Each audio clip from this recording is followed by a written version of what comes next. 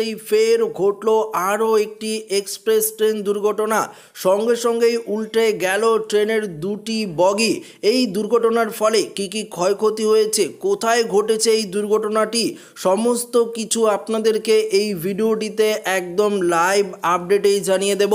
বন্ধুরা, ফের দুর্ঘটনার কবলে পড়ল যাত্রীবাহী ট্রেন। এবার মহারাষ্ট্রের পঞ্চবটি এক্সপ্রেসের কোচ নাম্বার 3 এবং 4 মুম্বাইয়ের দিকে আসার সময় সকাল 8:40 নাগাদ কাসারা স্টেশনের কাছে লাইনচ্যুত হয়ে যায়। তৎক্ষণাৎ খবর পেয়ে ঘটনাস্থলে পৌঁছায় রেল কর্তৃপক্ষ। তবে ট্রেনের গতি কম থাকায় বড় দুর্ঘটনা কিছুই ঘটেনি।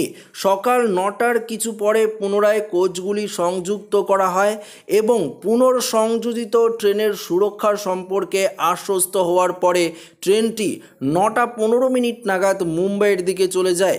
ট্রেনটি প্রায় 35 মিনিট আটকে ছিল বলে জানা যাচ্ছে। তো বন্ধুরা, আপনারা দেখতেই পারলেন যে পঞ্চবটি এক্সপ্রেসের এই ঘটনাটি ঘটেছে। এই ঘটনার ফলে ট্রেনের দুটি বগি লাইনচ্যুত হয়ে যায়। তারপর সেই দুটি বগিকে কিন্তু একবারে সংযুক্ত করা হয়েছে। লাইনচ্যুত হওয়ার ফলে সেই যে বগিগুলো ছিল সেখান থেকে কোনো রকম কিছু ক্ষয়ক্ষতি হয়নি, কেননা ট্রেনটির যে গতি সেটা খুব একদম অল্প ছিল। তার ফলে বড়সড় দুর্ঘটনার হাত থেকে রেহাই পেয়েছে। যদি ট্রেনটি স্পিডে থাকতো এবং লাইনচ্যুত হয়ে যেত ট্রেনের বগিগুলো, তাহলে কিন্তু বড়সড় দুর্ঘটনা ঘটতে পারত।